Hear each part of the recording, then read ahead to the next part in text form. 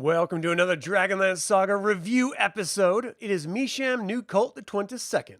My name is Adam, and today I'm going to give you my review of Dragon's Bluff by Mary H. Herbert. I would like to take a moment and thank the DL Saga members and Patreon patrons, and invite you to consider becoming a member or patron. You can even pick up Dragonlance Media or get $10 off by signing up to startplaying.games using my affiliate links. Now, this is my perspective only, and if you have your thoughts that are different from mine, that was weirdly phrased. Put them in live YouTube chat or live Twitch chat. And you can also, if you're watching this after the fact, just leave a comment or shoot me an email. Either way will work. Pardon. So this is a pre-written review. I literally just finished this novel, so I'm just going to go off of the review, the written review, and then riff a little bit on characters and locations and stuff. And then if anyone happens to tune in live, throw up questions and we can just riff for a little bit. All right, let's get into it. This first third of this novel is very interesting as a setup. Ulin Majere has returned from Palanthas after looking for magical artifacts for his father Palin in the wake of magic being unstable. We're pre-War of Souls here. Exhausted from travel, he is excited to be home with his betrothed Lucy Torkay. They're visited by a female dwarf from Flotsam named Chalcedony Rockdale, who is the magistrate there. She would like Lucy to come identify a body believed to be her father, Kethril. Her father abandoned her and her mother. He was a thief and con artist. They set sail to Sanction, then took a caravan to Flotsam. En route, they were ambushed by draconians, and Lucy was able to make a spell actually work. She imbued potatoes with magic, which then burst into flame as they were thrown and struck on draconians. This is not what she intended to happen, but it ended up working, and everyone was stunned. And with much of the caravan destroyed, they were approached by Silver Fox III and his group, the Vigilant Force. They're all stunned that Lucy is a sorcerer and led them into town. Once in town, the local council tells them that they don't have the body and can't seem to find it. There's clearly something fishy going on, and Ulin and Lucy say they would only stay for 4 days, then leave with the caravan, whether they found the body or not. As they wait, they get to know the other members of the Vigilant Force and become friendly with them. Lucy is offered a role as sheriff for Flotsam, as Malice is sending her Dark Knights to collect the annual taxes as tribute, and the town can get rowdy. Now, it's not just the Dark Knights that come collect tribute, which was a little bit odd, because later on we discover that it's actually a red dragon on behalf of Malice that comes and collects the tribute. The Dark Knights are there just to rough up the populace, I guess. Lucy and Ulin refuse the position. Lucy is jumped by brigands later on with their dwarven magistrate, and she fights them off, threatening more potato fire, which is a really funny situation. They're all called to help by some men who are wounded, and the council presents a corpse, believing it to be Kethril, supposedly. It is not him. And the council finally admits that they need help. They need her to help them find Kethril, as he stole the town treasury that they were going to be giving to Malice. Now, with everything clear, Ulin and Lucy have to make a choice. Again, this is an interesting setup, but it seems like a lot to go through to get someone to hunt down a thief. Why not hire a bounty hunter? Certainly, Flotsam has some hanging around. Ulin leaves with Notwin, a gnome, to see his hideout, which contains a ton of magic items and components. When he returns to Lucy, he's been gone for hours, and she's in the hands of Dark Knights. They claim she stole a horse that was given to her by the caravan for saving them, and the council arrives to say that they could pay the Dark Knight for the horse, basically a bribe. Pardon. The Dark Knights agree and then release Lucy. When they leave, Ulin runs to her and they confront the council about the bill of sale they happened to have ready. They say that they've had to have it so that they could convince her to be the sheriff. She decides to stay for a while and be their sheriff, and Ulin swears to find her father. Ulin and Notwin leave on his steamboat, which crashes on a small island inhabited by a siren. She tries to charm Ulin, but her magic fades. He shares that it's happening everywhere, and that siren helps them fix the steamboat. Back on their way, they head to Dead Pirates Cove to find Kethril, the father. It seems everyone knows him and hates him, but no one has seen him lately.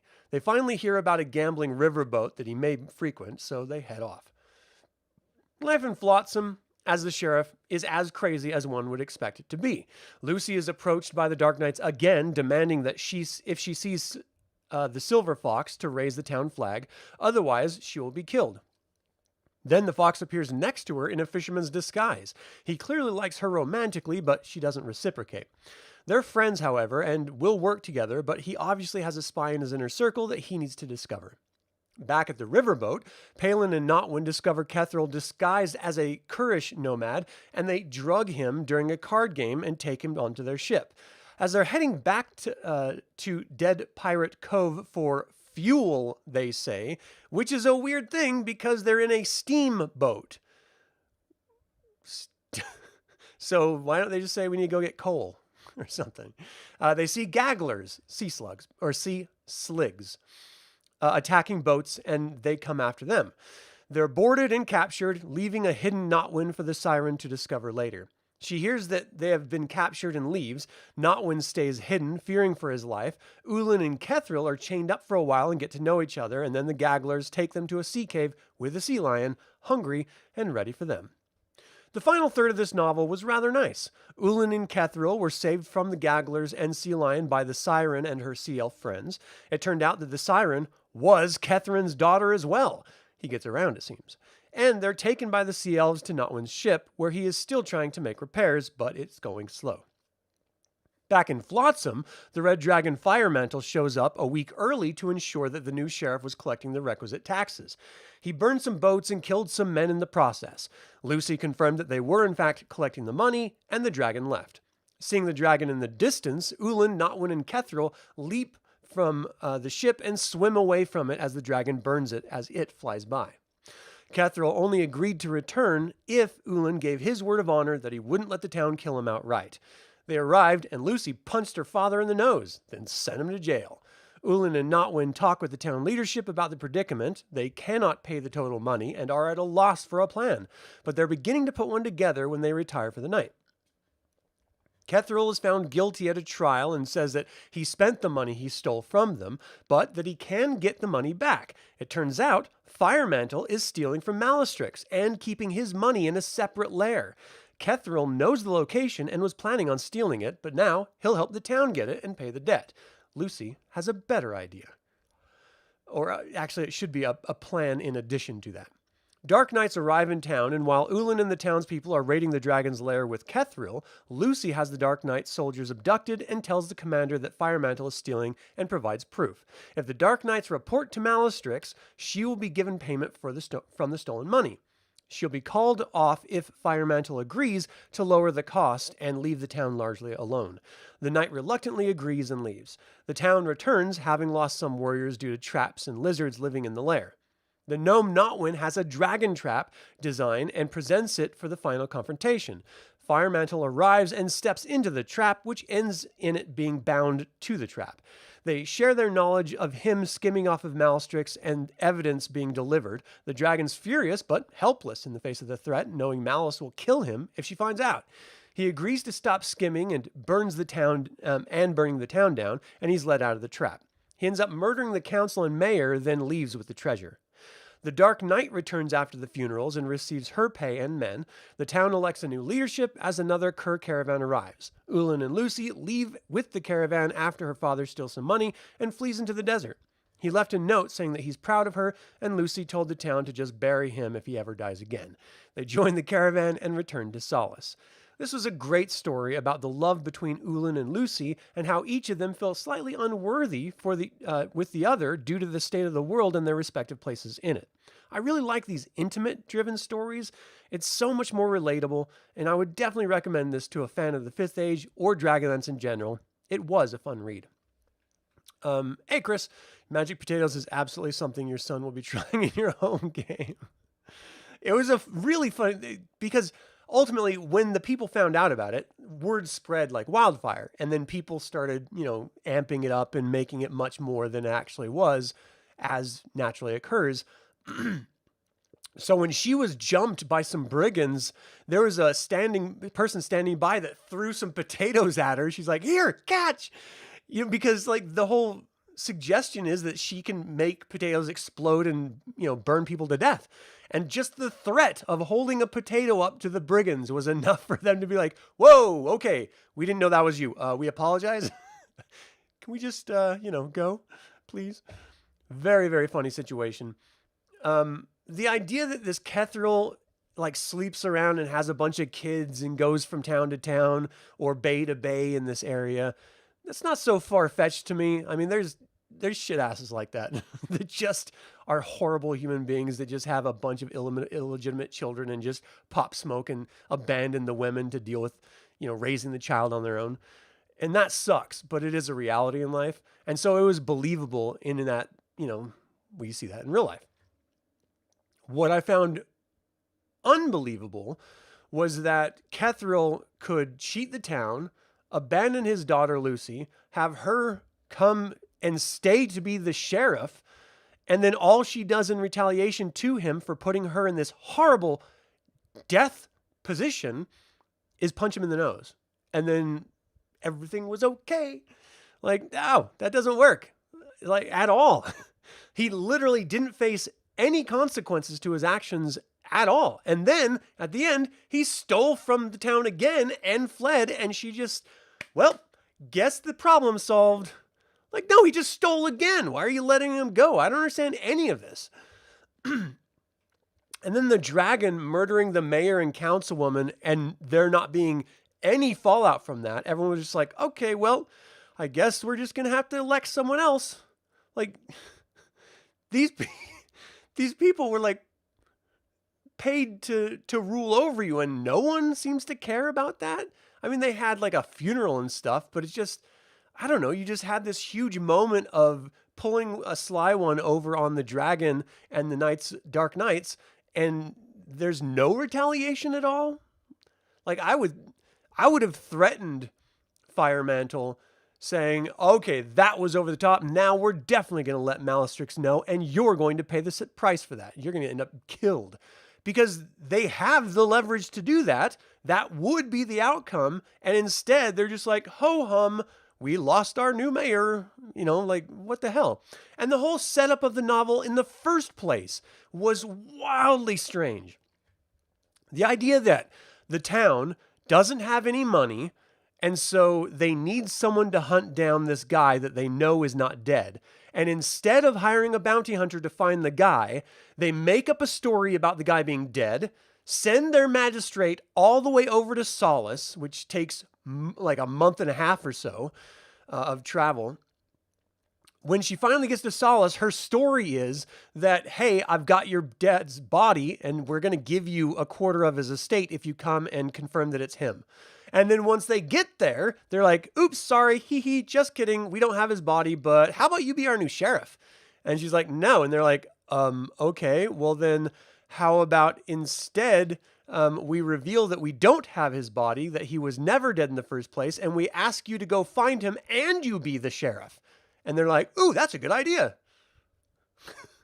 The setup was entertaining, but totally not believable at all. And they went way too far out of their way to get Ulin and Palin there on the off chance, Ulin and Lucy there, on the off chance that they would actually be effective at helping their situation without knowing that one, they're Majere, or two, they're sorcerers.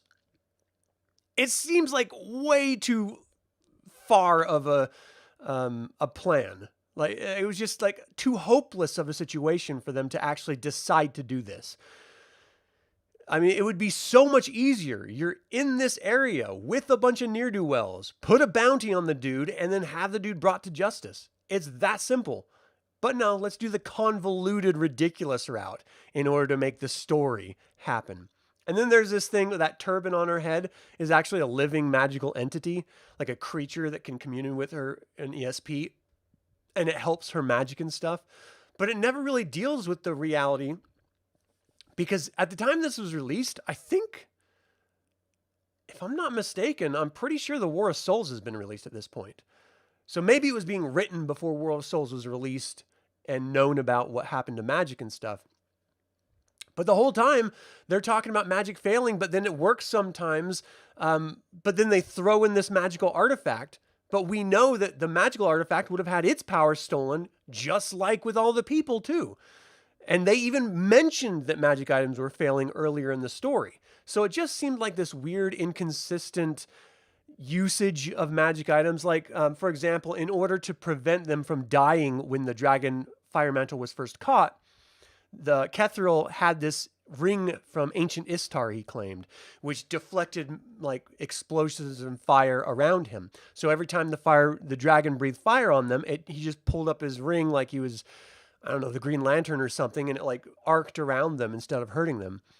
Well, why doesn't that magic item fail like all the other ones? Like that was the whole point of this era as set up, not just in Dragonlance in general, but also in this novel.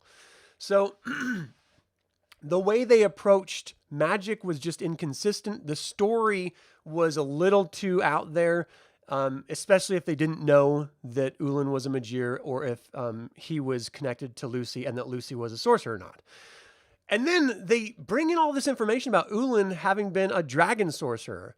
And I've heard other people mention this before, but I have yet to see a single story about this. And in this, it's after the dragon had already left him. So he's no longer a dragon sorcerer. And it's after Beryl had taken his father, because he blew up the sorcery, the school of sorcery, and tortured Palin. Palin has already been released back to solace with his broken hands and depression. And Ulin no longer is this dragon sorcerer. Where is the dragon sorcerer story from? Like, I've never read this story. I've read from everything to be released to this date, I've read everything, and I have yet to see that story. So did they just have it in like a game supplement that I haven't read through yet? Was it in a module I haven't read through yet? Like, where the hell did this come from? Because it's interesting, and I would like to read it. That's what I'm getting at. I want to know what they're referring to. Because in the timeline of these books being released, I should have read it by now. But I don't know where it is. And then Flotsam. So this is post Lord Toda Flotsam. He had died, finally succumbed to death a little bit earlier when Malastrix came around, I think. But Flotsam itself should be a character. And instead, it didn't feel like a character to me. It felt just like a regular NEC shantytown at all. It just didn't feel like a Flotsam, you know? They were so focused on introducing us to so many different characters that became the focus rather than the town itself. And they talked a little bit about the town and their hidden ways and places and stuff. I just didn't feel like it was enough is all. And then everything that was exciting that happened away from Flotsam. Either outside of town or literally in different bays or in the ocean or whatever. And then they threw in, like, there was literally no need to throw in the whole gagglers portion except to explain how Kethril begrudgingly learns to respect Ulin. But you could have done that just with the boat ride back, and it wouldn't have been a big deal. They would have gotten that same result. So it seemed like they added in that whole encounter just for page count rather than for the story itself, which is a little bit unfortunate because it would have been interesting if it wasn't foiled so easily and quickly by his daughter, a siren, and her best buddies, the sea elves.